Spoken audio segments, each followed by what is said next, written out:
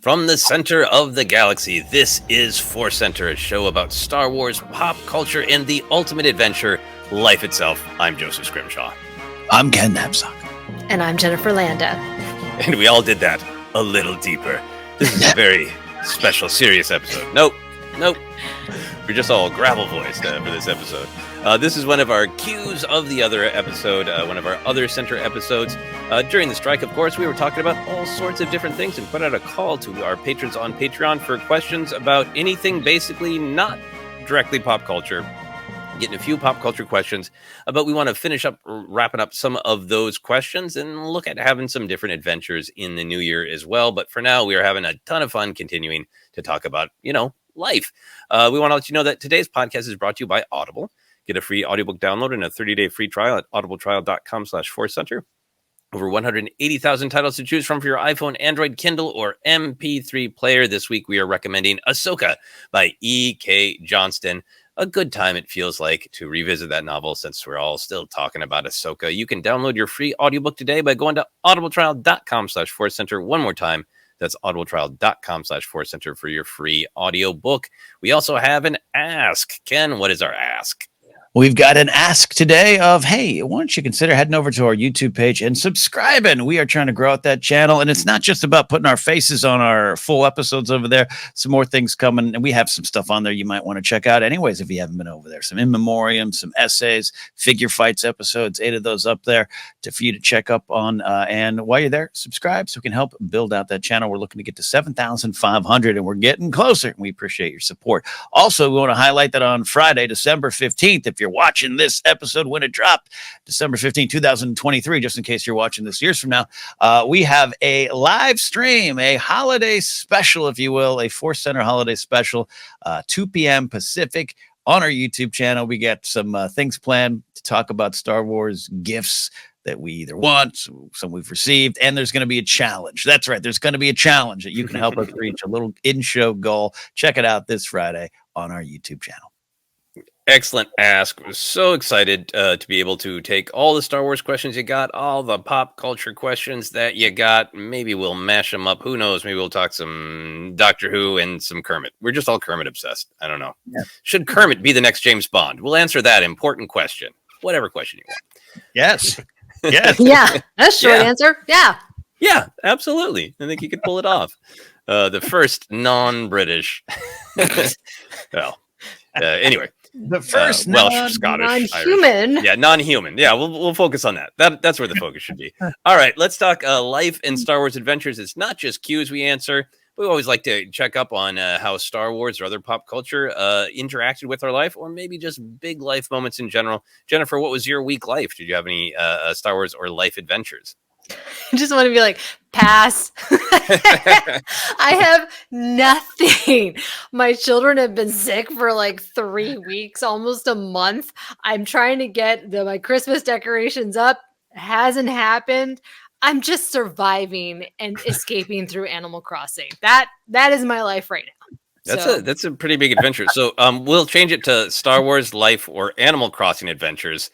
What's the most exciting thing happening on your islands? Yeah, my island. So I took over my daughter's island. And then I don't know if I shared this already, but she started playing it. She hasn't played it for like months. And she's like, Mom, I love you. What all the things you got for me. I was like, oh, I've earned these things. I have worked so hard. I've chopped down trees.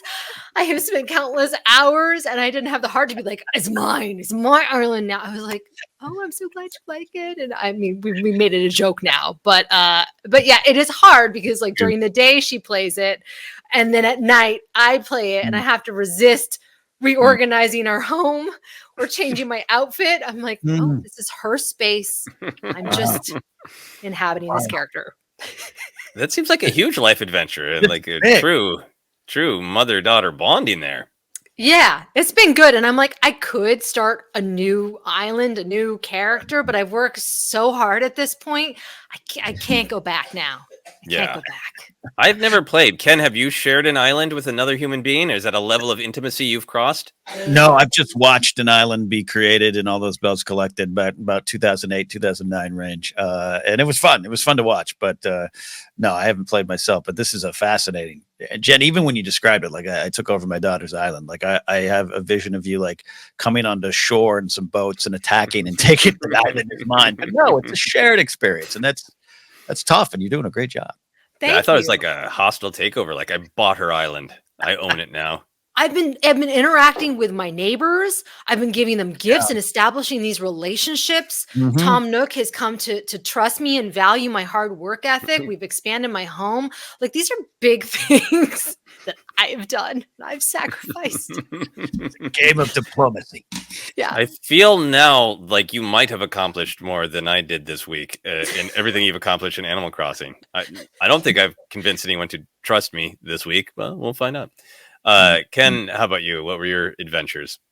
Survival is the way to look at it. I'm trying to put a good face on it. It's just been a tough month for me in a lot of ways, and a lot of fear, a lot of how do I survive? So there's been days where it's like I'm going to shower before noon, and that's a win.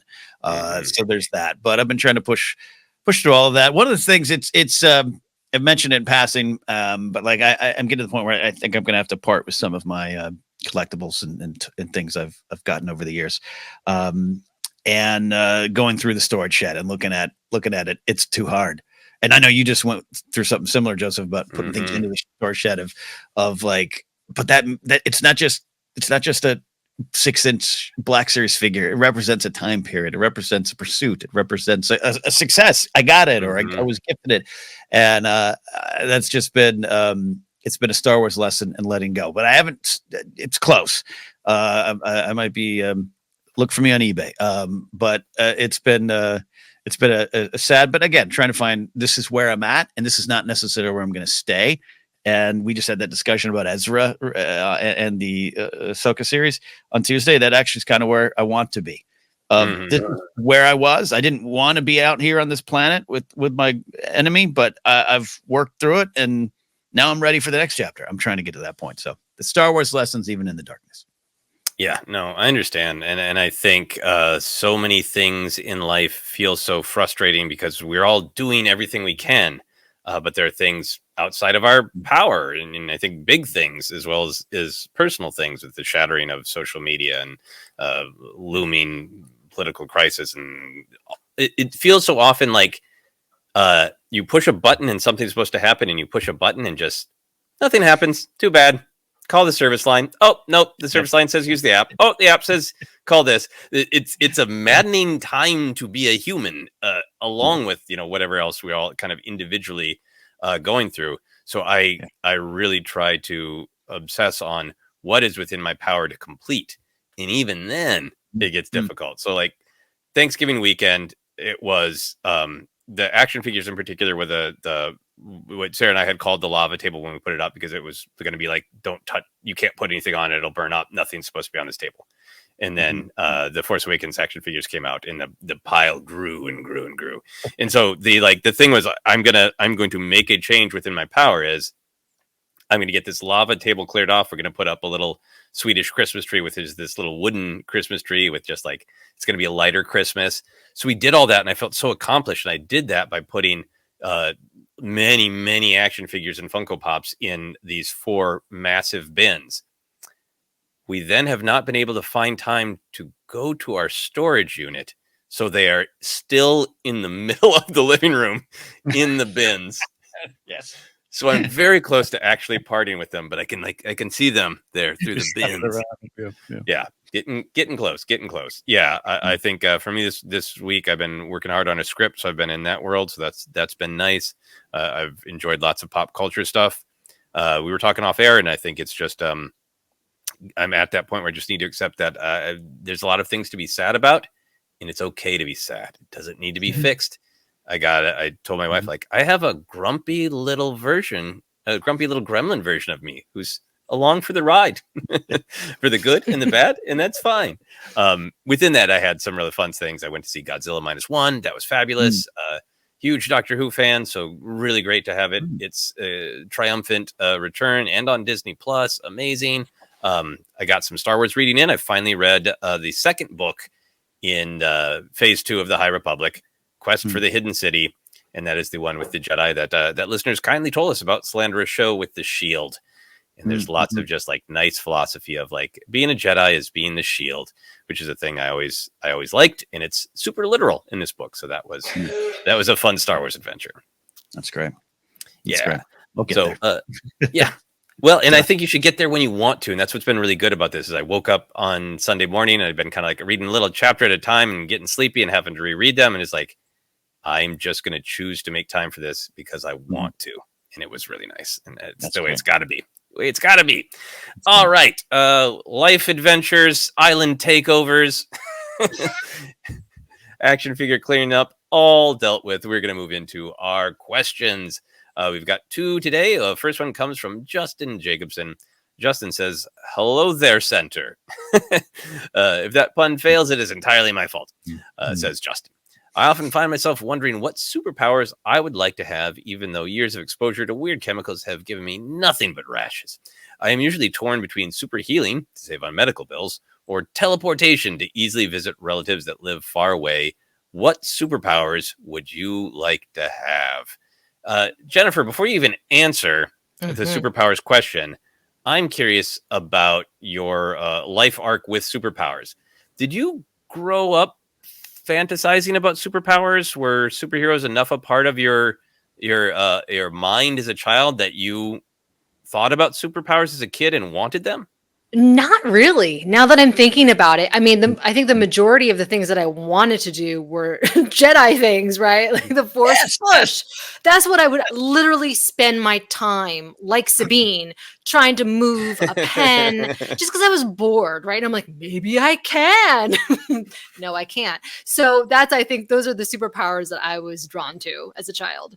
Okay. Yeah. I realized I wanted to check myself because I had such an obsessive childhood with all the Force stuff, for sure. I've tried to move a stick. I've written about that, talked about that in the yard, trying to move sticks. But I also had such a deep love of comic books. I remember there was one time I told my parents, like, I've accepted I will never be able to turn into ice like Iceman. And they were like, good. We didn't realize that was an issue. We're actually kind of concerned. We know you meant that as good news, but that was alarming news to us. That was something you needed to accept to begin with. So this question's been with me for a long time. Ken, how about you? Did you grow up fantasizing about superpowers? Just like Jen and both of us, to be clear. But yeah, I didn't spend a lot of time with the superheroes, as I've said before, whether comic books or movies or whatnot growing up. It was Star Wars and force pushing, force grabbing. I'll admit I thought the idea of force choking looked pretty cool because I had some bullies in my skull. So if I could use that, I don't know if that's the way of the Jedi, but it seemed to work for Vader until it didn't. So there's something about that. But yeah, that's where I spent most of the time. Doesn't mean I haven't been asked or thought about this question before, but very clear where my heart was as a kid. I want to be a Jedi. Yeah. Okay. Well, it'll be interesting to see how you both translate this then. So, Jennifer, what is the superpower you would like to have and why? For me, it's about productivity and getting things done fast. So it involves maybe flying, or teleportation. Of course, that'd be great. It would save me so much time, not having to be in traffic. Have a tendency to sometimes be, running behind. So bam, I could be right there. And then the second thing would be, again, speed, like the Flash, being able to clean up my house. Done, right? That would be excellent. In terms of like reading people's minds, being invisible, I don't want to go down that road. I don't want to know what people are saying about me or thinking about me. I already have enough anxiety that just would be way too much. I already care too much about what people think, let alone knowing what they think about me. Forget it. I could not agree more about the mind reading. Like even if it was entirely selective and you could choose to do it, there's still those questions of morality and invasion of thoughts. But like, if you ever think you want to be a mind reader, try being a performer where people can leave reviews online. It's just a part of it. To me, it's like, it's one of the great challenges of the human experience of we are only pilots of our individual meat islands. And we are by default the main character of our existence, and there's that knowledge of like everybody else is the main character, and they're going to think of me a specific way, and that's totally natural. I understand it's real. I do not want to hear it. I need that illusion that everybody's just walking around going do do do do do, like, it's not even an illusion. It's that reality of, I know they're probably thinking it. I don't need to hear it. Yeah. Exactly. Yeah. Good argument against mind reading, but mostly productivity. Yes. Super speed. Super speed. Teleportation. Getting Nice. things done. Nice. Ken, how about you? Yeah, same on the mind reading. The YouTube comments are mind reading, and I'm good. We are all good. We don't need that. We don't need them. The full disclosure where I'm at in life, due to what I hope is a clerical error. I have a big phone call tomorrow. I lost my medical insurance, so healing would be great. I'd love self-healing powers right about now. No deductible on that.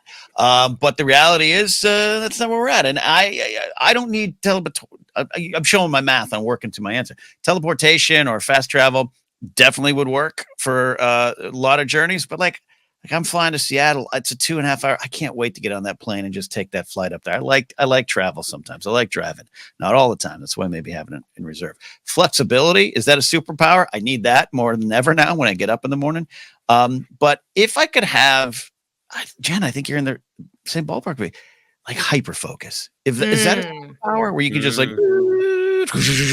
and you focus in on that? Like as I've gotten older, I realized maybe my brain's been working against me a lot more than I thought over my life. What I used to tell people was, if you see a lot of tabs up on my screen and I'm going back and forth between Facebook and an essay and this and that, I'm getting things done. Now it's just, I'm not finishing anything. So if I could just have that ability to, engage, hyper focus, and then meanwhile, back at Ken's computer, he gets things done. That's what I would like. Yeah, that is understandable. There was a conversation that my brother and I had about that kind of painful realization when you're a kid of like, oh, Batman doesn't have any superpowers. He just studied hard and did lots of exercise. And then for a while, my mom used that against us as like, you don't need a superpower to clean your room. Batman and Robin would just do that. They just work hard. They get exercise and eat well. They don't have any superpowers. So that's always that awkward, like, oh, maybe I can actually develop the thing that I want. I have a stand-up bit about this, and I've written about this. Of like, we were like, oh wow, well, we could be superheroes. Like, well, maybe we'll dress up as bears. I'll be the honey bear, because there weren't any bears. And we were telling other kids on the block about like, Batman and Robin don't have any powers. You can just grow up to be an amazing athlete and dress up like an animal. And the other kid was like, I'm gonna be Superman. We're like, you can't be Superman. He's like, I'm gonna put metal under my shirt. I'm like, you don't get it, kid. Come on. Missing the point. Not missing the point at all. Jennifer, I'm with you on the productivity, and as much as superpowers are a way of psychoanalyzing ourselves, what we're longing for. Freeze time is what jumps to mind. Ooh. If I could freeze time and I don't age, I could. I could clean the house. I could get time to read, but also any problems in the world, I could help. If, for example, I learned that, hey, maybe there's this thing that purports to be a religion, but it's actually a cult, and maybe there's some people in there that want to get out. Freeze time, walk in, walk them out. That kind of thing. You could use it as a helping people superpower, and you could use it to read more, which is clearly what I want. I like that. Freeze time. It's different from Cher's desires to turn back time, but I like what you're talking about. Do you have like an age? I know you're talking about eras and things going on in the world, so that could be any point in time, but is there like an age? And I'm not, for me, it wouldn't be like 21, 25, 28. It would be like 42 or something like that. Yeah. Yeah. Oh yeah. If I could freeze my age. Yeah. Yeah, there's that temptation to be like, well, if I could go back to a more prime age, but I think a part of me is like, I don't want it to be immortality. I'm fine to continue to age. I just want to freeze all time outside of myself.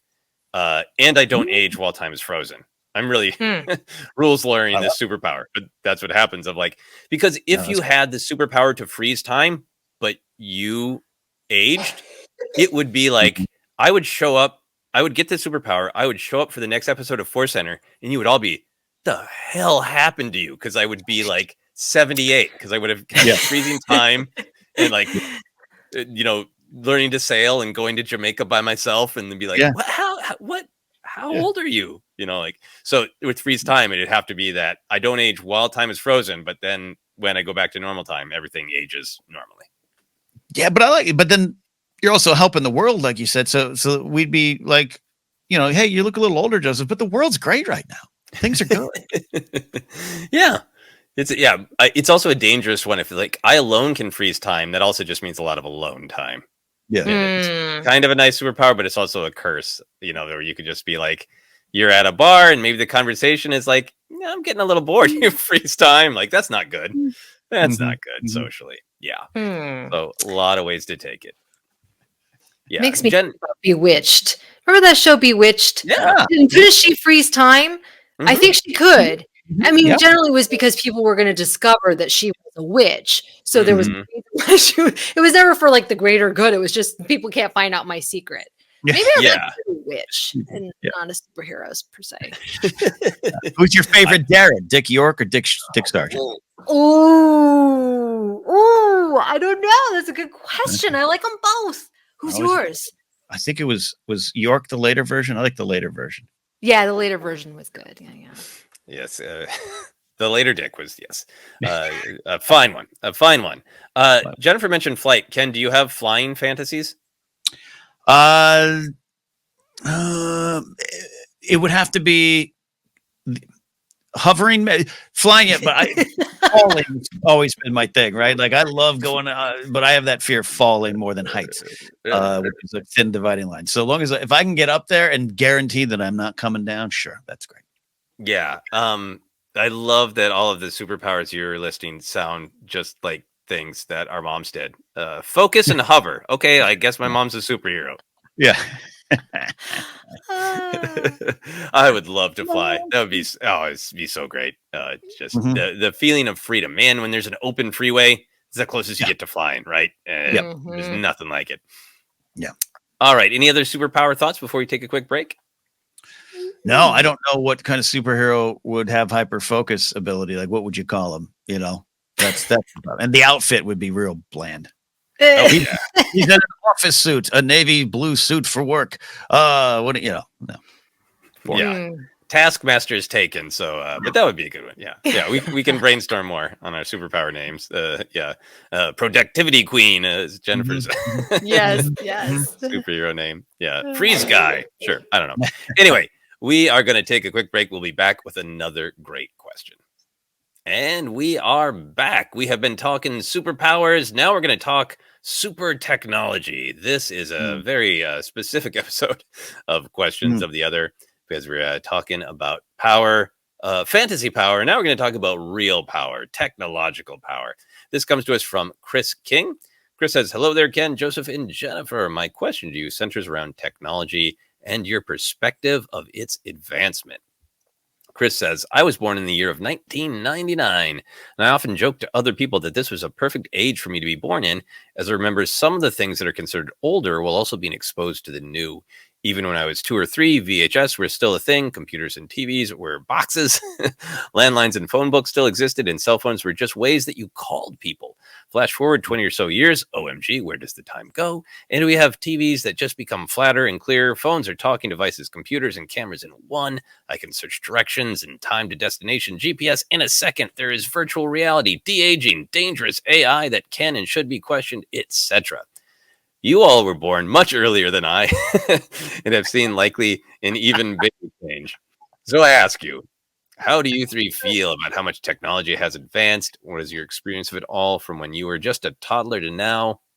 What are the pros and cons, and what crazy advancements that once were only dreams do you think will become a reality in the next 20 years? Sorry, I realize I'm cheating and asking many questions in one. This is just too juicy of a topic to me, and I hope it is for you as well. Keep up the great Other Center work, and thanks for the A's to my Q's. Thank you, Chris. This is a great multifaceted question. It is lots of questions in one, but it is one big question about technology and how much it changes. We always try to be honest, really starting out talking about Star Wars, of how much, what you see first, what the world was like, what other movies were popular when you first saw Star Wars, how that affects our view. And I love that has continued, that honesty about how our different ages affect our perceptions as we continue to talk about lots of different things. It's great to hear from somebody born in 99 feeling as attached as Chris does to analog, because I think I sometimes feel like analog has already passed more than what Chris is describing. So I love getting perspectives of people who are grew up at a different time than I did. So Ken, let's break these questions down a little bit. What is your we'll talk about pros and cons, we'll talk about advances, but I want to start with just your perception of how much technology has changed over time. What do you feel about how much it's changed for you and how much it's changed? I feel it's weird to go back and look at how fast it changes and how normal it becomes. And Chris, you're right. You're a little younger than us. So you don't remember going with your grandma to a chain restaurant with a name that was essentially a racial slur and going in the smoking section. That was the time that you look back on, was like things change. Change is good. And I go back to like the iPhone. This is a great conversation about the cell phones. I remember when I just started like a new gig in the public safety business, it was like my first week was the iPhone release, and we had a lot of people there. We had an Apple store in the mall and everything. And I just go back to that moment of, you don't realize that nothing will be the same again after this, right? There have been Blackberries. I had a Palm Tree, all that stuff, but like that is a defining moment. And it's weird to think about that stuff. It's weird to get time has no meaning, but it's that big watershed moment. It was a Friday. This phone is out. My friends were showing me it. But to now, I barely remember that change. It just seems like it's always been there, which is how this all works. And when you ask me how I feel about it, I just feel like it's hard to even comprehend, because it just all feels normal now. And you forget that, I remember driving to the bank with my mom. I'm in the car, and she had to go through that drive-through teller where you had that, the air vacuum thing. You had to put the money, pneumatic tubes. Yeah, that it's before you know it, it's an ATM, and you never look back. Yeah, no, it changes fast. Jennifer, what's your perception for yourself, for kind of our generation, of how much things have changed? It's interesting because Chris says that he feels like he was born at the perfect age of 99. And I'm like, I feel like I was born at the perfect time where I got to experience both lands of the modern technology and the key person. And I was trying to figure this out recently, because I'm like, I'm feeling really overwhelmed and stressed. And it's because everything is on my phone. My kids' teachers were on these different groups. They communicate with me electronically. I get all these emails from schools and from, spam and my auditions, and everything I do is on my phone, and it's constantly pinging me. And I'm like, I think that's why I'm feeling so overwhelmed and stressed, because there's never a break. Back in the day, you'd come home, you'd get a break from that. Maybe somebody might call you on the phone, right, on your landline, but you could always lie and be like, or just not answer, right? Now everyone knows they're going to either email you or they're going to text you. And if you don't respond, what's going on? Why haven't I heard from them? It's just, as somebody once said, like the electronic leash, right? I feel like I'm always tethered. And I don't know, I think some people do really well with that. And I see people who are able to fire off texts and emails, especially younger people, like nothing. With me, I compose it like a letter. Dear so-and-so, right? And so that's where I see my past catching up with me. But age is no excuse, because my dad, is in his 80s, and he is teaching me about Photoshop. He's using AI to create photography. There's no excuse. It's just that he's taken the time to learn it. He enjoys it, and he sees it as something exciting. He welcomes the change. And I think that that's the challenge as you get older, is to embrace the change instead of being afraid of it. Yeah, I love that. No, and I think it's such a big question of, you can't just be like, nothing should ever change, only communicate with me with facts. It's just denial, right? Right. But then there is also a responsibility to go, how am I being affected, or how is society being affected, and which changes are valuable and which changes aren't? You don't want to just resist all of it, but also like, I love the way our conversations with random questions sometimes dovetail together. When Ken, when you're talking about like, what would your superhero name be if you could focus? It might be Captain Don't Have a Phone. I mean, Yeah. Right. I'm sure there's stuff going on with you and it's personal, but it is also, we are being trained to not even just multitask, but just sort of Uber task, all tasks, always. You are always accessible, and you should always be doing multiple things. And I feel that there's some days where like I can work on a script. It's going to work better if I'm entirely in it, but I'm going to write one page and then I'm going to check 18 social media apps and do this because I'm just going to accept that my brain has been separated into all these little tasks, and it just needs to be running 8 things at the same time. And I think it's fine to say, you don't want to be so crusty of like, every kid should know how a compass works. Like, but that's different than taking a step back and going, is that the best way for us to interact with one another? Is that the way we want our minds structured?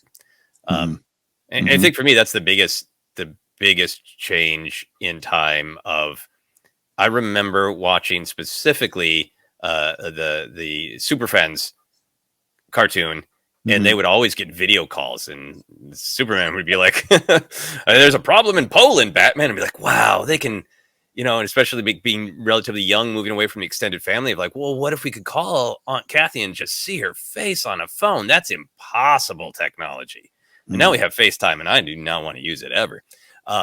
So there's that like, oh, wow, things that I never thought could happen.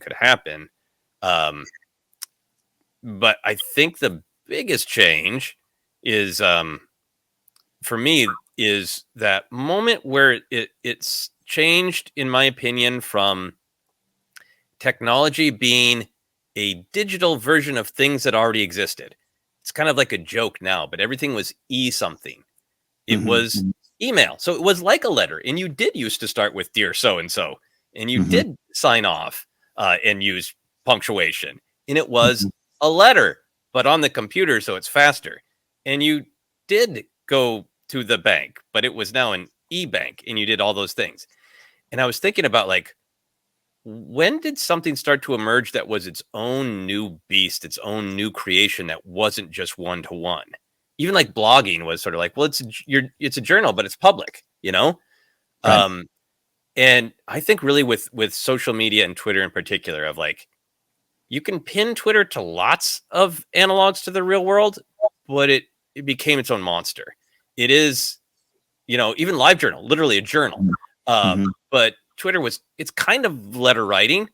It's kind of a conversation in a bar. It's kind of every human on earth having a billboard that they can put over the 7-Eleven, just yelling whatever the hell they want. Yeah. But all combined, it has become something new.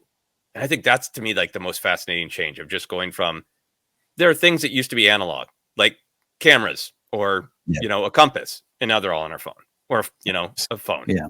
Yeah.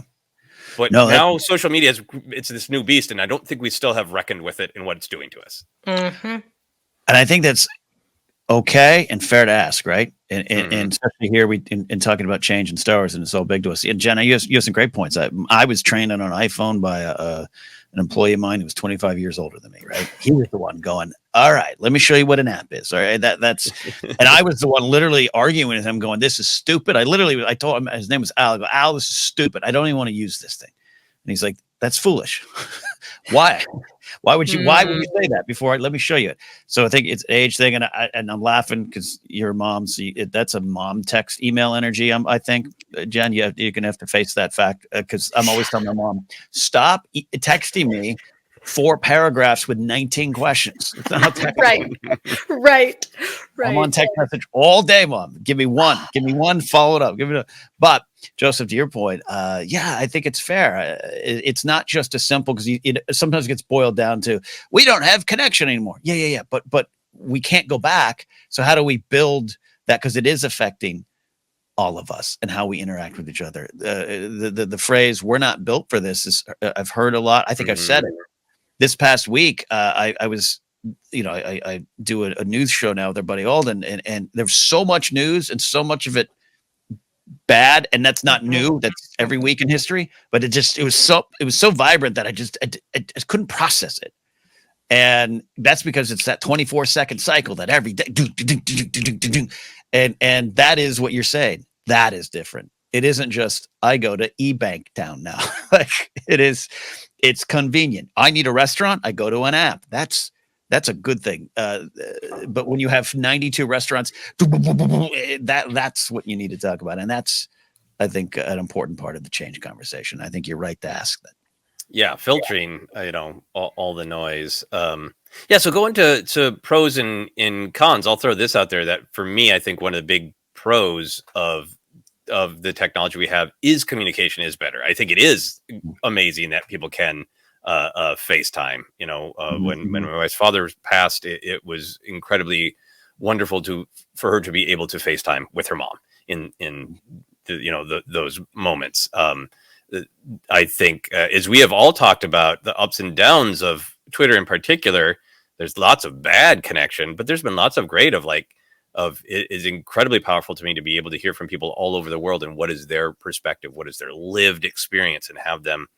It made me a much more empathetic person. I thought I was empathetic, and I didn't even realize how much more empathetic I needed to become in hearing people's, no, here's what is exactly what it's like from my lived experience.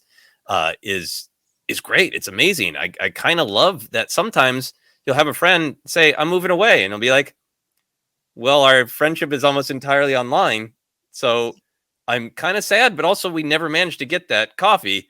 So yeah, it's different, but it is still connection. It's not like it used to be like, well, they might move to Toledo, they're gone forever, as opposed to, cool, they'll have some different restaurants that they take their selfies in.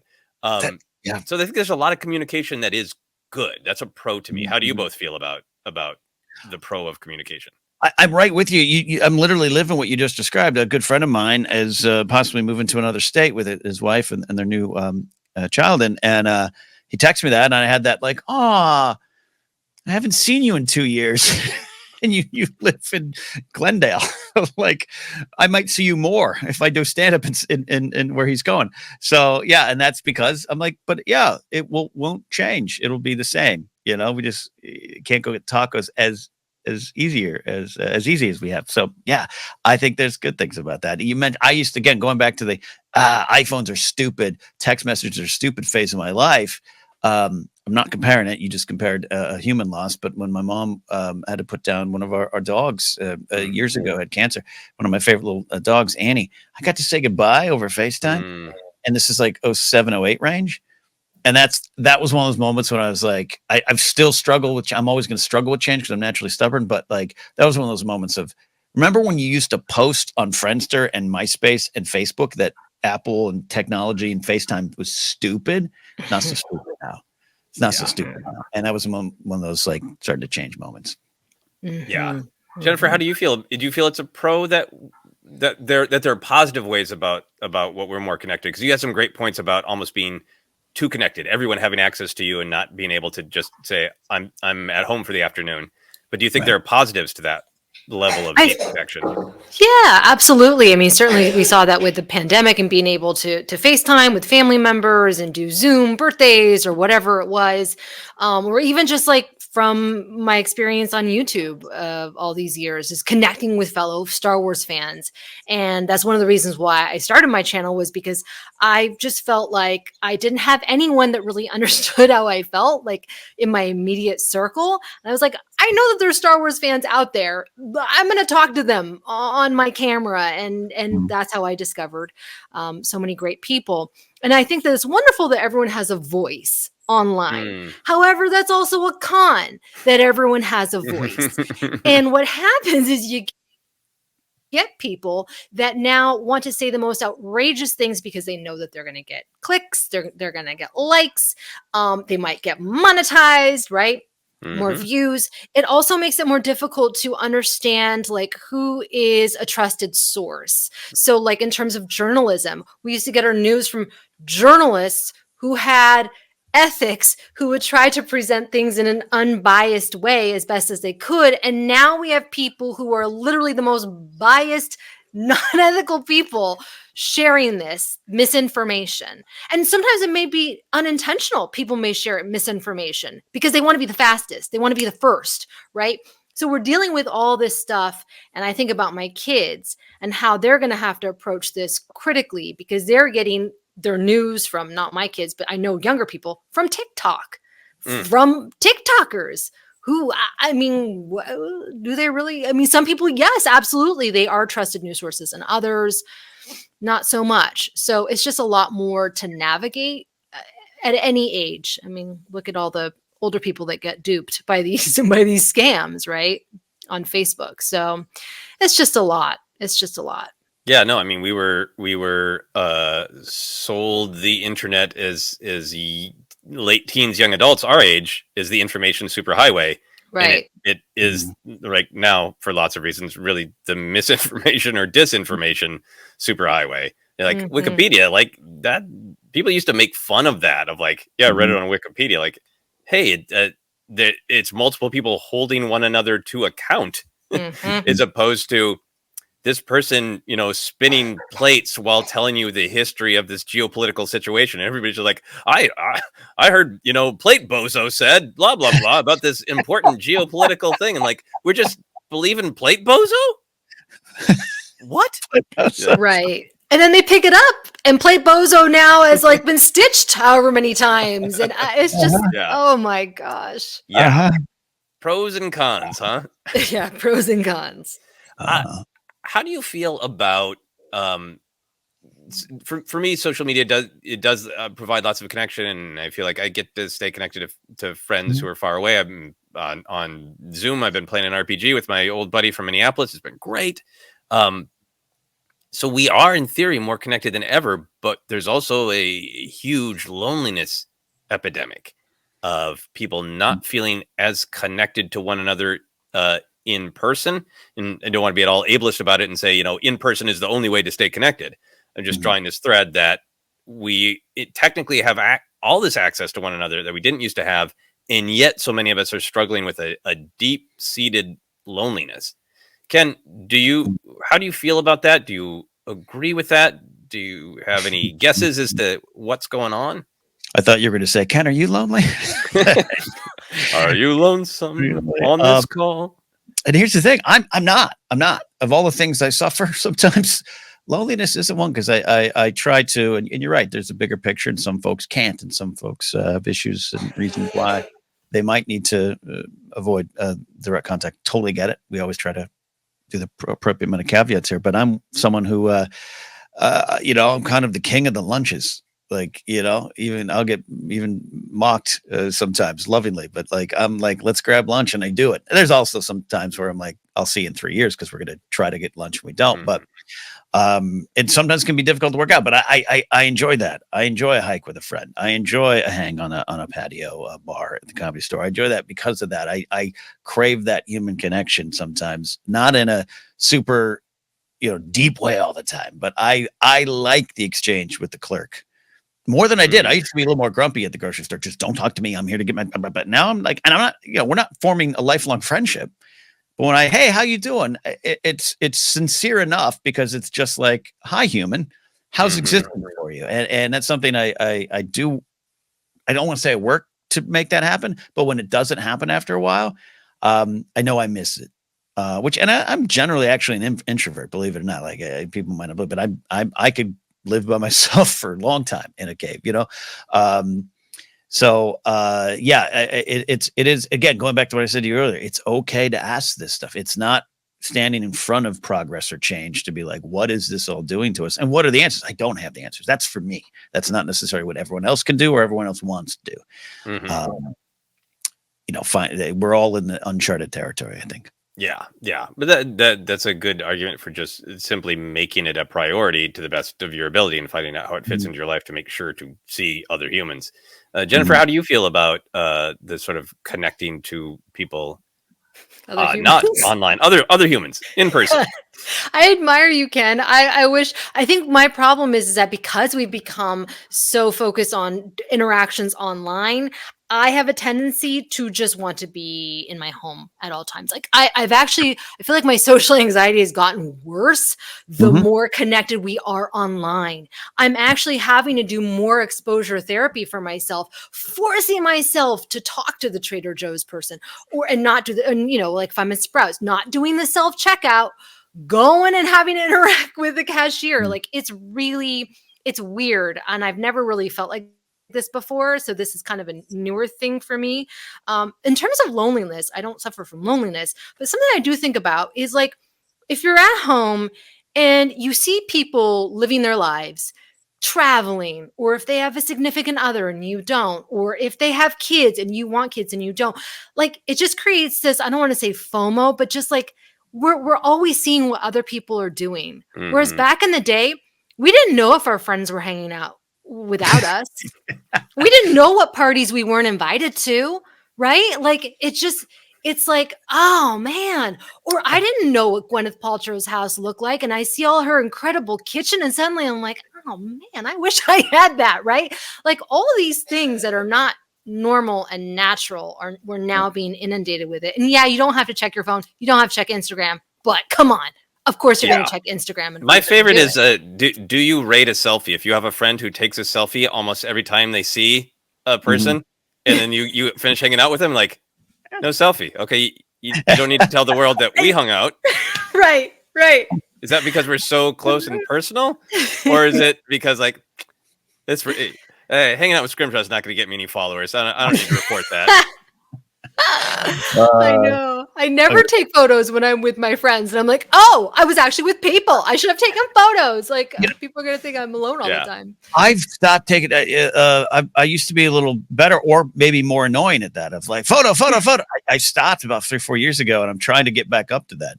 So, Joseph, next time I see you, I'm going to take 12 selfies. Here. We try to take some for ForceCenter when we have like a little business meeting into that. Yeah. Yeah, but you're good at reminding me to even do that. But yeah, and Jen, I think it's you're speaking to what I've heard a lot of people say of 2020 on. Like we all got told to go sit in our rooms, and if you cared about other people, you did, and it's a ramping up. That's why we love Ahsoka, has that theme of connection. I think one of the big themes in Marvel's Secret Invasion show that I know is a much maligned show, but it's in this post Trump world, this post lockdown world. A lot of people were changed, and when you're trying to connect, you even maybe have trouble trusting who they are now or who they always were, because it's been revealed. That's one of the big themes in that show, and that's something we're all going through, of just like, how do I people is a concern, and I hope you don't feel alone on that island. Yeah. And you might be alone on an island that you took from the It took a By selfie with this choice. palm tree, but not this other palm. Yeah, I That's think right. I think there is like the just like, do we literally spend time in our homes, all that kind of thing. But I think there are other aspects to it as well. I Mhm. think that there is that the feeling that we're not being included, like you said, Jennifer, but also just such a feeling in such a rat race to do too many Mhm. things, like, and that's where I fall down, because I didn't quite realize how much of my socialization was entirely dependent on relationships that grew out of performing, and I'm not performing enough, and what I want to do is writing. It's so easy to hole up and not do what Ken is Mm. describing, of just make active time and say this is an equal priority, but instead get focused on the rat race and the comparison game that social media can really lead us to. Um, Mhm. Mhm. I also just think that some of the loneliness is not about and this is, we're definitely getting into the cons of technology. To me, some of it is not about the literal, how many people did I see? Do they like me? Did they take a selfie? I think there's something incredibly alienating about the way, not even social media, but the way that large companies have built their technology to create walls between you and another human being. And even if you get a human being, you can't actually have a human conversation with them. Sometimes my dad's like, I went here and blah, blah, blah. It's like, well, that person could do nothing but read the script that the computer told them. And you're talking Mhm. about trying to have a sort of rational conversation with them, and like you can't. A corporation has made it so there is a script, so that like I think so much of what we're interacting with is like interacting with some like Douglas Adams catch-22 robot that will not allow us to do normal human flowing things. You have a problem with a program that's nuanced of like, I know how to turn that on. It's that it's doing this one weird thing 10% of the time. I can't even Google that anymore because it's too nuanced and human. So I think that for me it's kind of a loneliness, but it's also just kind of a dehumanization that you can never speak to anyone with nuance. It's all this drop-down menu. Do it on the app. The app doesn't work. Call the helpline. The helpline tells you to go back to the app, and you're just trapped in these maddening, dehumanizing circles. And I think that is a part of the loneliness too that makes us feel like we're in an island and we're not even real. Push a button and nothing happens. Have I lost it, or do either of you feel that? I think about that all the time, every day, of just how every interaction is dehumanizing. How do you feel about that, Jennifer? It's so frustrating. I had this experience because I'm trying to go back to grad school and everything is online. I've tried to call academic advisors because I'm dealing with different programs. I can't get anyone on the phone. I'm having to try and navigate these websites and then enroll and register and become a student. It is so confusing. And I'm like, I just want to speak to someone and ask them if this is going to transfer over. I can't. But here's where the pro come in is Reddit. Thank God for Reddit. There was a whole group, a whole subreddit for what I'm looking at, the programs, and all these people are sharing their experiences, and we can all come together and share this information of the process. And I'm just like, oh, okay, at least now I can get my questions answered with these real people online, because the universities are not going to help me. But yeah. Maybe if I was younger, it'd be easier for me to navigate it. But I'm just like, oh my gosh, I don't know how to do that. I just want to go to the registrar's office in person. Like, please, just someone help me. Yep. I mean, I'm being real opinionated, so maybe I'm wrong. But I think that there is a difference between adapting to technology and being like, hey, it'd be really easy to text this information, and just being like, no, I will not text it. I must phone call. Like, okay, great. That's resisting technology. That's entirely different than a corporation like a bank that wants to limit your choices as much as humanly possible. They don't want you to ask human conversations. And I think it is not, is change good or is technology good? It's that corporations see value in dehumanizing us, and it is happening more and more and more in every little interaction we have. When we have apps for, in our building, we have an app for the laundry machine. We have an app for the rent, and like, and it can be the technology. Like, we have a great manager too, so I can just go down and talk to her. But before we had a robot of a manager, and it was you can ask no nuance about the bill or the laundry machine. The app will do it for you. Well, the app is broken. Well, then it cannot be done. It's that stuff that's an active choice by a corporation that is to monetize dehumanization. Ken, how do you feel about this? My endless rant here. No, because I really get where you're coming from, and it begs even deeper conversation. Yeah, because I'm someone who's like, if you don't have an app for me or a website that I can contact, and that drop-down menu, I get a little grumpy until something goes wrong. Because then you feel what you are talking about, Joseph, right?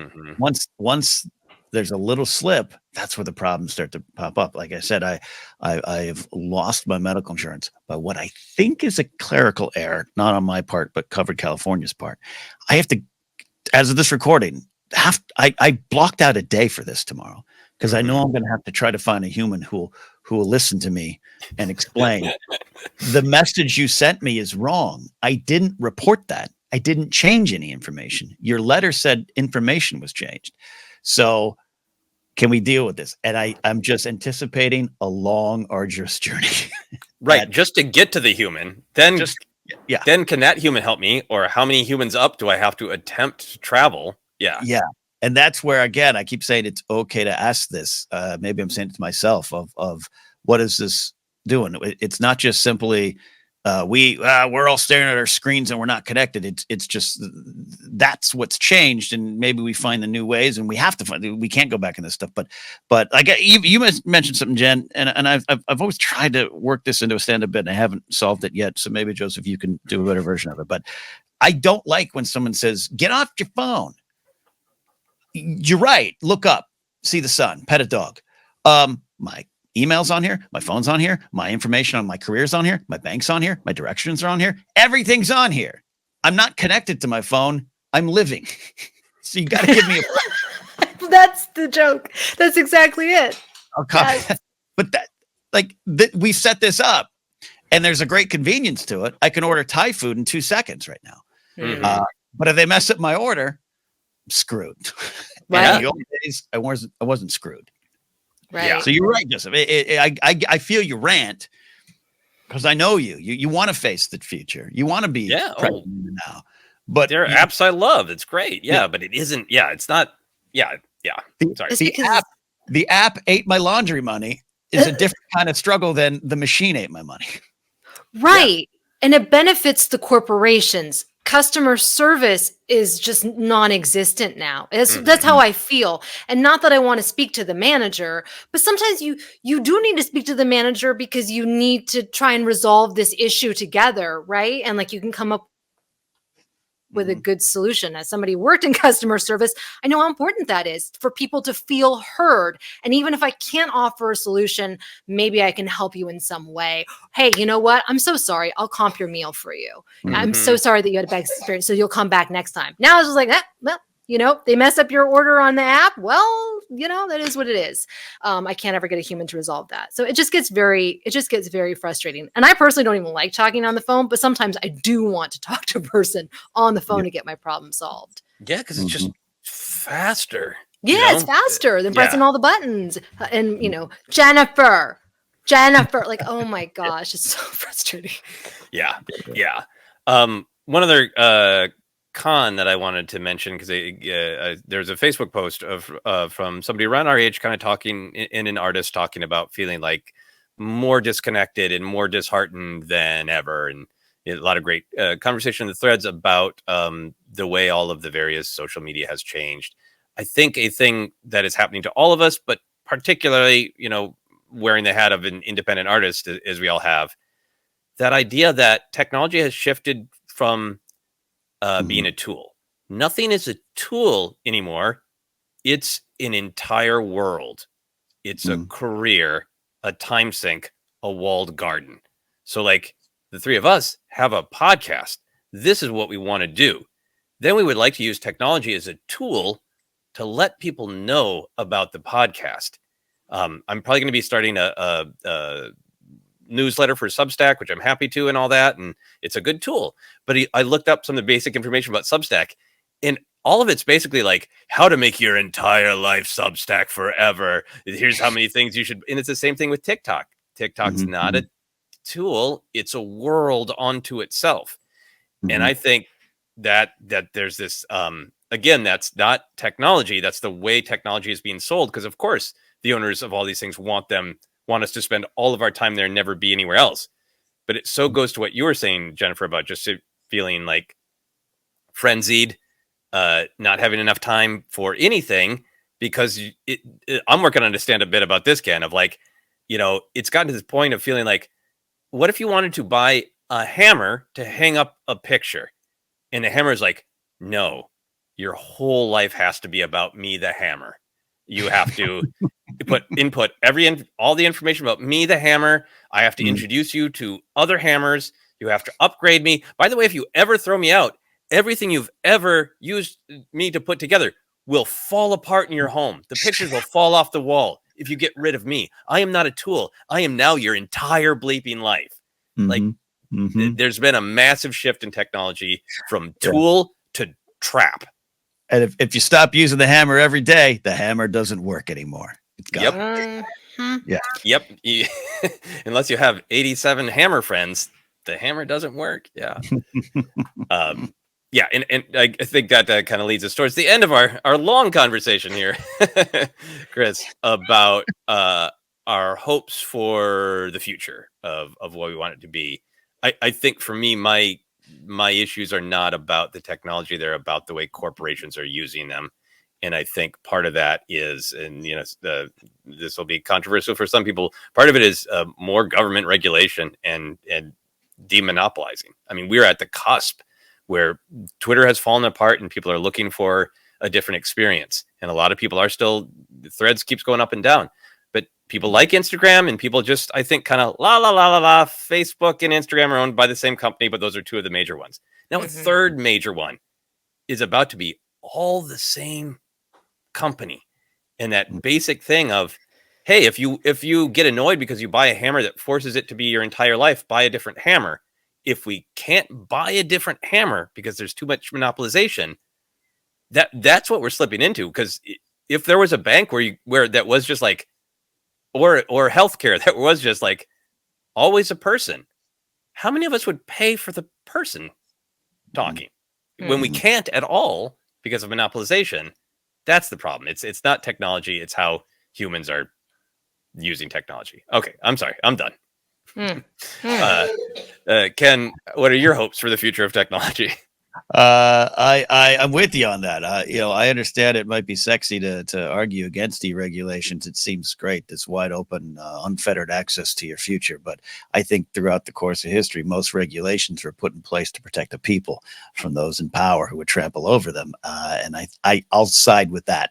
As someone who watched his career be destroyed by the deregulation of radio, I just watched it, and I watched good technology come in and wipe out all the humans in it.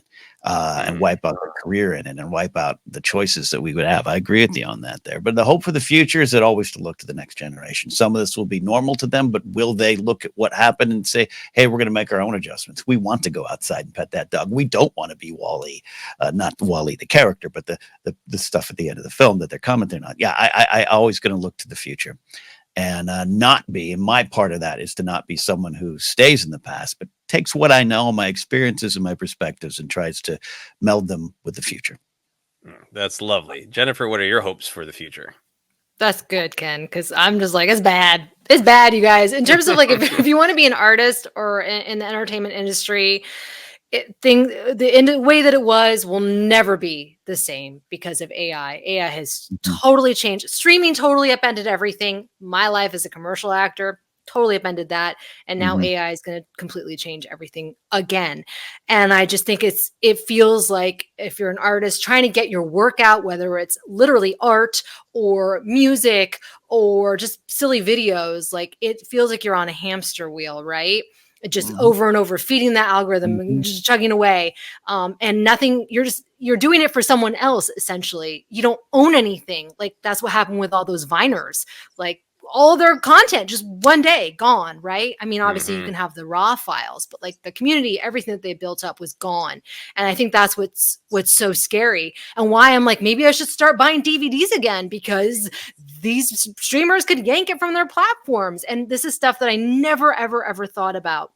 I think that there's a lot of wonderful things. I'm getting into card making because I'm finding that subreddit and I'm learning all sorts of things that I would have never discovered. That's the fun side of it. The bad side of it is, as an artist, is just like, oh, I don't know if anybody will see anything, but that's why I'm going to grad school. So I'm going to try and that's why I'm going to try and see social media as just something fun and not my whole world, because that's where I feel like it just becomes so frustrating. Yeah. I think to end on a more positive note. Sorry. No. I was talking about my own rants, not yours. You ended on a positive note. I'm going to grad school is a pretty positive note. I'm not in yet. I hope to. Well, with Reddit on your side, how could you not? You got all the answers you need. I think I need to. I get really upset about it because I think that dehumanization is just really, it's insidious. And my hope is that, as Ken emphasizes, next generation, that next generation will say, these are the parts of being connected that feel good, that grow empathy. What do we want to choose out of what we're being offered? We want to choose the parts of technology that can encourage empathy and connection. So my hope for technology is teleportation, because that will literally increase. Then you really won't care if your friend moves to Toledo. Like, cool. It's a whole thing of what would teleportation be like in real life. You think airport lines are bad? The tube portal lines, long waits. No liquids. Yeah. Any other thoughts? Any other predictions about the future of technology, Ken? We will all be on Razor phones within 3 years. Back to BlackBerry. That's any other predictions from you, Jennifer? No, I think that there'll be wonderful advancements and hopefully a lot of wonderful things that happen medically for people. But yeah, some of this other stuff, a little scary. Yep. Hope for huge medical advancements and the superpower of teleportation for everybody. All right. That is our look at this big question from Chris about technology. Ken, where can people find us? Here are our hammers. This is our collection of hammers. We're on Twitter at ForceCenter Pod, Threads as well. Facebook page is ForceCenter Podcast. Instagram over there is where you can find us. YouTube, don't forget to subscribe. We got the live show December 15th. Podcast available on Acast, iHeartRadio, and more. Just search. You'll find us. We hope. We'll see. Merch is available at tpublic.com/user/ForceCenter. That's when you're outside. You can go outside in a shirt that says ForceCenter. At patreon.com/ForceCenter is where you can support us directly. Follow me at Ken Napzok. Go to kennapzok.com. Jen, you're right. It's tough to put stuff out there, not because that's hard to do, but it's hard to get people to find it. I'm very proud. I worked very hard this last year on an album of music. Co-wrote 7 songs with Brian Tiller and Sean Arnold. We call ourselves the Moon Agers, and we're releasing these 7 songs on December 15th. Find them on Bandcamp if you want to support us directly, but they're on the other spots as well. And help us break through the algorithm to help us swing that music hammer. It's out there on my website. Jen, where can they find you? You can find my adventures in card making on Instagram, YouTube at Jennifer Landa, and TikTok at Jennifer Landa 1138. There you go. Joseph, you didn't rant today. You spoke the truth. Take it home. Some passion. If you want to connect on social media, which I do not think is all bad, you can find me on Blue Sky, Threads, as I spoke of, Instagram, all the ones I was ranting about. Find me there because connection is good. And it is really nice to stay connected to people, wonderful people in the ForceCenter community that we've been able to be connected with through technology. You can also use technology to connect with my comedy albums on Bandcamp if you'd like. Those Bandcamp sales are really helping me make more films with my production company, Strange Paths. So if you'd like to check it out, you can go to my website, josephscrimshaw.com. There's a big button to lead you to Bandcamp. But that is it. We have Aid the Cues.